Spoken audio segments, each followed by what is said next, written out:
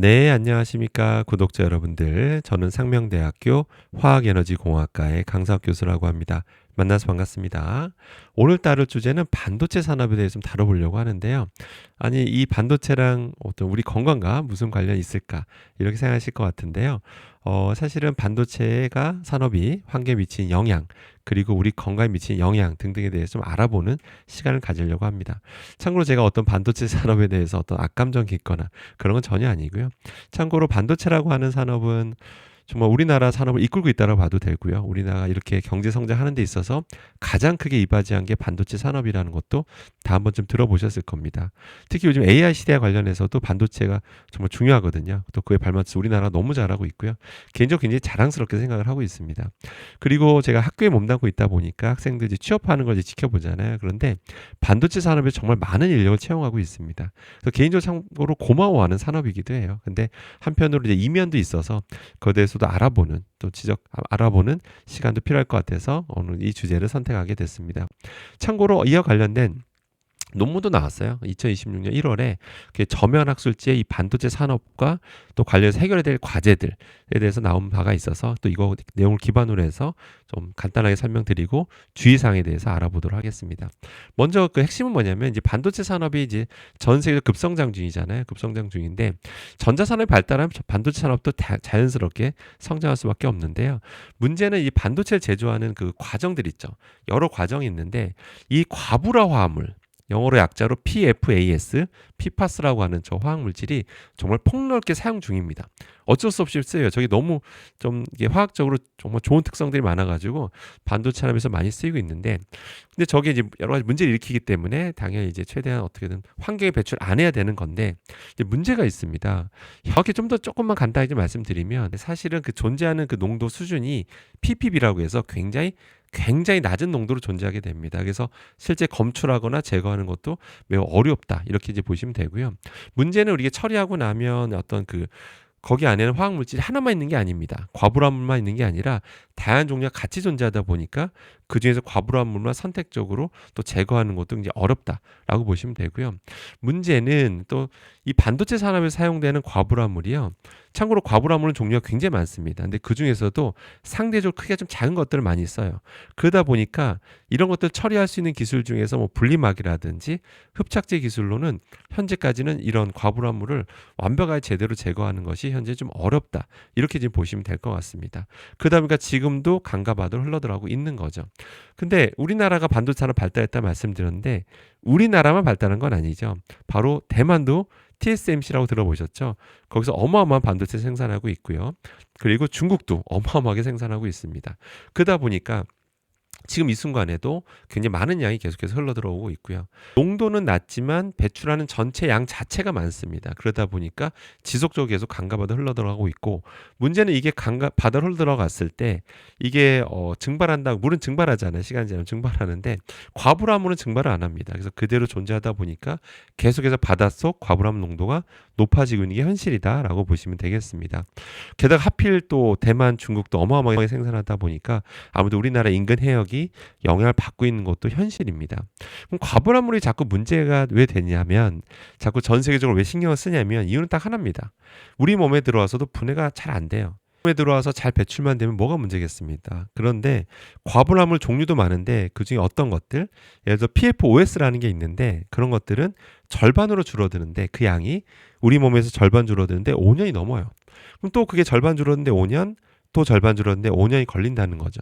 그런 와중에 계속해서 뭔가 또 계속 유입이 되는 거죠. 그래서 계속 체내에 쌓이면서 문제를 일으키는 것들이 명확히 드러났기 때문에 전 세계적으로 관리하고 있는 화학물질이다, 오염원이다라고 보시면 되겠습니다. 자, 그러면 실제 이런 과불화물들이 우리 몸에 들어오면 어떻게 되느냐? 뭐 동물 실험 결과 등을 이렇게 보면 또 사람처럼 사람 결과도 그렇고요. 실제로 우리 몸에 들어왔을 때 다양한 장기에서 현재 지금 관찰이 되고 있습니다. 그러니까 다양한 장기에서 누적되면서 문제를 일으키니까 당연히 신경 쓸 수밖에 없는 거죠.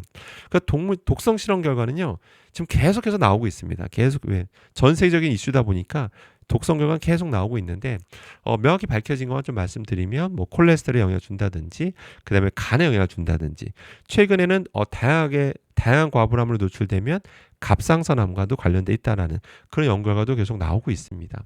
그다음에 이런 거에 당연히 노출되면 안 되겠죠. 근데 노출원은 좀 명확합니다. 우리가 노출되면 90% 이상은 주로 식품, 먹는 걸 통해서 우리가 노출된다라고 보시면 되고요. 그럼 실제 국내 식품을 살펴봤겠죠. 우리나라도 관리하고 있고 과부하물 종류가 많지만 그중에 하나만 놓고 일단 봤을 때 유명한 PF-OA라는 걸 가지고 관찰해 봤더니 검출률이 50% 넘습니다. 뭔가 다양한 식품에서 현재 PF-OA가 관찰되고 있는 건데 이거는 그런 관련된 종사자의 잘못이 아니라 환경에 오염돼서 나온 결과다라고 이제 보시면 됩니다. 자, 그래서 국내 조사 결과 제가 실험한 게 아니고 정부 공식 보고서를 가지고 좀 말씀드리겠습니다. 그럼 정부에서도 관리한다고 말씀드렸잖아요. 그래서 PF-OA만 먼저 살펴보니까 보통 뭐 축산물, 농산물, 이제 수산물과 비교해 봤더니 보시는 것처럼 안타깝게도 지금 검출률이 80%가 넘게 나오죠. 오염도는 농산물 대비 수산물이 무려 100배가 넘게 나옵니다. 그만큼 인근 해역이 많이 오염돼 있다. 과부하물로 오염돼 있다라는 걸 보여준 데이터죠. 다른 나라도 비슷하지 않을까 생각할 수 있는데 그렇지가 않습니다. 반도체 산업, 뭐 전자산업 발달한 나라들이 뭐 잘 아시는 것처럼 우리 아시아권에서 워낙 많이 발달해 있기 때문에 당연히 결과 다를 수밖에 없겠죠. 그래서 실제 해보니까 보시는 것처럼 검출률이 매우 낮습니다. 검출률이 유럽은 굉장히 낮게 나오고요. 오염도도 한국 대비 매우 낮게 나오는 게 현실이다라고 보시면 되겠습니다. 그 다음에 이제 PF-OS를 한번 살펴볼게요. OS 살펴보면 역시 검출률이 보시는 것처럼 90% 육박하는 수치가 나옵니다. 너무 높죠. 그러니까 거의 대부분이 수산물에 우리나라에서 돌아다니는 수산물의 대부분이 그냥 PF-OS에 다 그냥 오염돼 있다라고 이제 보시면 되는데 오염도도 농산물 대비 평균 약 30배에 이른다라고 보시면 되겠습니다. 뭐 다른 나라도 비슷하지 않을까 생각할 수 있는데 또 그렇지가 않습니다. 유럽 결과를 보면 유럽의 이런 수산물과 비교해 보면 오염도가 우리나라보다 살짝 높게 나오긴 하지만 검출률 측면에서는 우리나라보다 훨씬 더 낮게 나온다라고 보시면 되겠습니다. 자, 그럼 안전 기준 당연히 우리나라 세우고 있죠. 세우고 있는데 최근에 또 엄격하게 바꿨습니다. 바꿨는데 이 숫자를 보시면 다른 나라 좀 비교해서 말씀드리겠습니다. 다른 나라 비교해서 말씀드리면 실제 다른 나라보다 보시는 것처럼 좀 더 우리나라가 관대하다는 걸 또 알 수가 있죠. 유럽이 제일 엄격합니다. 참고로. 자, 그러면 아무튼 우리가 노출되어 있는 건 맞는데 실제 우리 몸에서 나오는데 과연 이게 과연 안전한 수준인가 봤을 때 일단은 현재 인체 노출 안전 기준 따졌을 때 현재는 안전하다고 이제 판단을 하고 있어요. 그런데 이 발표 자료에 좀 허점이 있죠. PF-OA와 PF-OS만 본 겁니다. 아까 제가 말씀드렸죠. 과부하물 종류만 4,000종이 넘습니다. 실제 우리 몸에서 다양하게 검출이 되고 있어요. 그런데 달랑저 2개 가지고 안전하다 말을 하는 거는 아직은 정확한 데이터라 볼 수가 없는 거죠.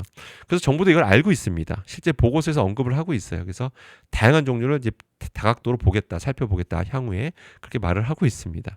근데 이미 이 조사 결과 나온 이후로 실제 여러 독성 결과가 나오고 있는데 다양한 종류의 과부하물의 독성 결과 또 다양하게 같이 존재했을 때 나타나는 복합 독성 결과들이 계속해서 나오고 있습니다. 그러니까 최대한 노출되면 안 되는 거겠죠. 자, 그래서 결론은 수산물을 먹지 말자 이런 건 아닙니다. 수산물을 먹음으로써 얻는 이점도 있거든요. 그런데 지금 인근 해역의 오염도가 좀 높다는 게 현실이기 때문에 가급적 노출량, 노출 횟수에 대해서 좀 조절하시는 게 좋고요. 또 좋은 방법은 이겁니다. 제가 자주 쓰는 방법인데요. 드신다면 그냥 날로 드시는 것보다는 이렇게 팔팔 끓이는 거죠. 동태탕, 이런 탕 있잖아요. 탕 같은 거. 그다음에 뭐 굴국밥, 굴도 이렇게 팔팔 끓이는 거죠. 끓이면 그 안에 있는 과부하물들이 다른 성분 빠져나올 때 같이 좀 빠져나와요. 확실히 저감 효과가 나타납니다.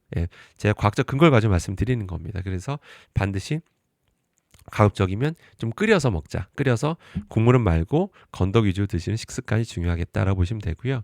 그리고 많은 분들이 노르웨이산 고등어는 괜찮나요? 이런 질문 주시는데요. 노르웨이산 고등어와 국내 인근에서 어획한 고등어 비교해 보면 당연히 노르웨이산 고등어가 과부하물 측면에서는 훨씬 더 안전한 건 맞습니다. 그래서 구매하실 때 이것도 참고하시길 바라겠습니다. 자, 결론입니다. 오늘 반도체 산업을 가지고 말씀드렸는데요. 반도체 산업이 점점 급성장 중이고요. 그러면서 과부하물은 계속해서 많이 쓰일 수밖에 없습니다. 이게 현실이고요. 그다음 반도체뿐만 아니라 다른 전자산업 또는 또 다른 제품들, 뭐 섬유라든지 뭐 가죽이라든지 이런 데서도 과부하물 많이 씁니다. 그런 것들이 이제 소비가 늘어날수록 생산을 많이 하게 되고 그럴수록 점점 강가 바다는 점점 더 오염돼 갈 수밖에 없다라는 거 현실이라는 것도 참고하시기 바라고요. 그래서 이때 현명하게 살아가는 게 중요하겠죠. 그래서 제가 아까 말씀드린 팁들 좀 참고하시길 바라고요. 그리고 이게 너무 심각하니까 참고로 그 미국 관대하다는 미국조차도 적어도 먹는 물에서만큼은 과부하물이 아예 안 나오겠다라는 의지를 가지고 규정을 이제 강화했습니다. 그 정도로 좀 전세를 신경 쓰고 있는 거다라고 생각하시면 될 것 같습니다. 항상 성원해주셔서 감사드리고요. 저는 다음에 또 좋은 주제로 찾아뵙도록 하겠습니다. 감사합니다.